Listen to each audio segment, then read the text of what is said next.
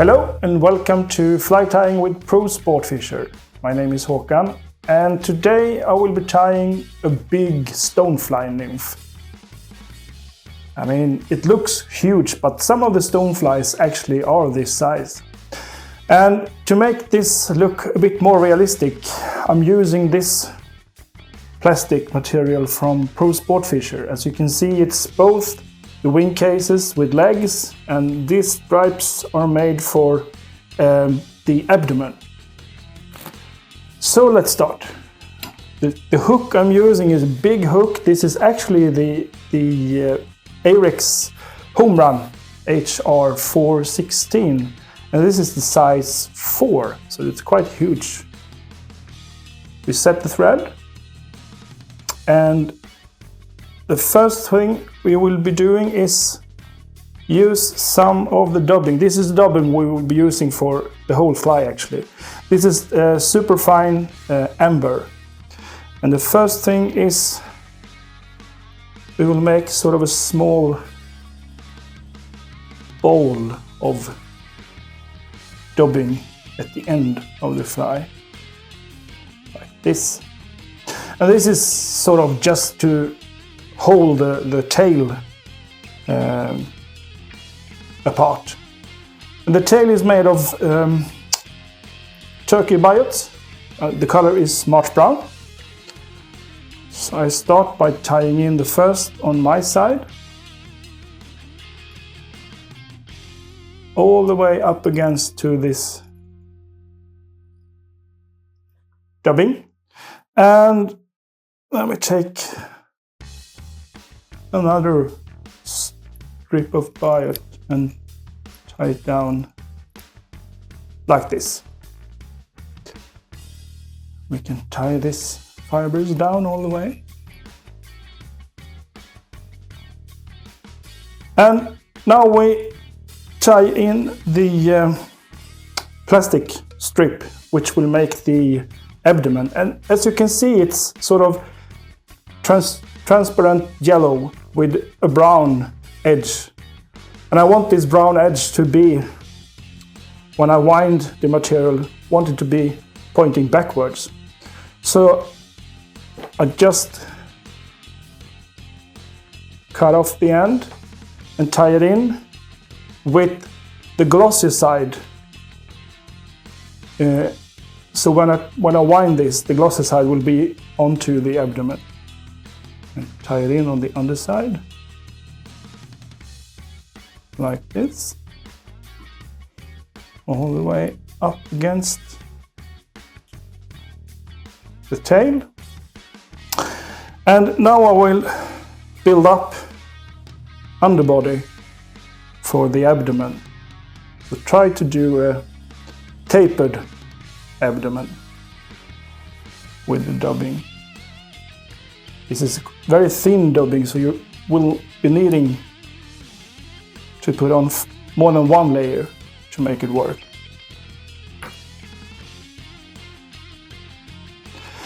And I'm using this amber color because I want it to be sort of yellowish brown. But if you use sort of a lighter dubbing, I mean, for example, or cream or white, actually, you get a more lighter color shining through the material. And of course the opposite way around, if you choose a sort of darker yellow or light brown, you get a darker abdomen, of course. And let's see, I think it's close to long enough. And try to make it as even as possible as well, because it's a bit like winding flat tinsel. If it's not smooth enough, you will get some gaps with the plastic material. And now we just go after. Now you see the brown edge of the plastic strip show and give a really nice segmentation on the abdomen. Super easy, but really realistic look. And all the way. As you can see, by the end of the abdomen, you can see I tapered off the abdomen a bit. And that's because when I put on the wing cases, I don't want them to stand out too much. And then cut it off. And now for the thorax and the wing case and the legs, I will be using these. You can see it's 3 different parts of it, and it's actually numbered. So you start with number 1, and then you have number 2, and the third one with the last pair of legs and also the head. And I'll show you how to tie them in. But I start by building up the first part of the thorax. Maybe not too much.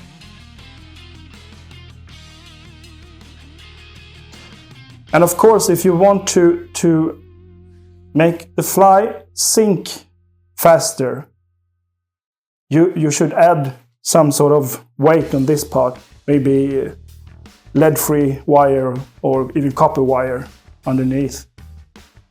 I think this is okay. So then I'll start with number 1, and I cover the part of the dubbing that I just added and tie it in. Oh, that looks nice. And then we take some more dubbing.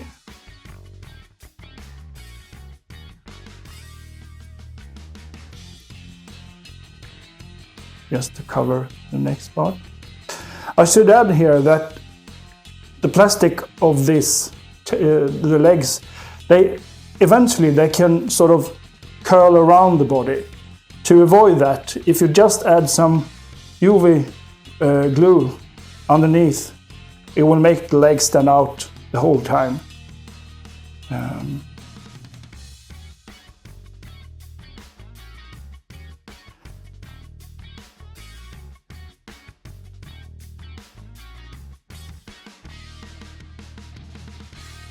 And then we take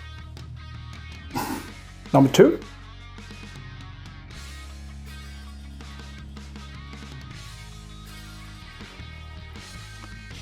And there we have it. And before I tie in the last piece of wing case, I will add some antennae, and the same as the tail, this is the sort of the same biot. So I tie in 1 biot and try to get them on each side of the hook eye. We need another one.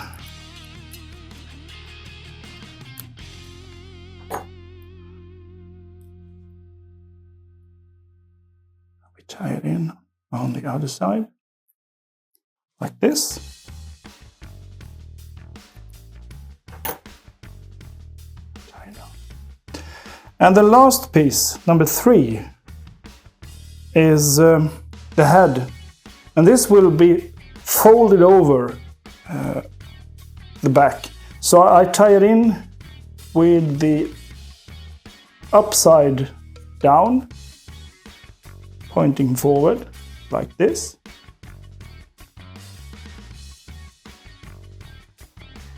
And then before we fold it over, we cover the last piece of the hook shank with the dubbing. And I try to make it, I would say, slightly thicker on this last part, because if you do it too thin, when you tie down the third section, the legs tends to sort of stand down from the fly. It doesn't stand out as the other pieces do. So just cover it up. And then we just fold it back and make one turn. You can see it's going down even if I try to make it thicker. And you can see here there are 2 eyes on the last part, and I just lay the thread slightly just behind it. And then we make a whip finish, and there I add some varnish, or if you want super glue or maybe UV. And the final step on this fly is to use sort of a brush and brush the dubbing underneath, because they are a bit sort of hairy between the legs on the other side of the thorax. It's quite easy to do that.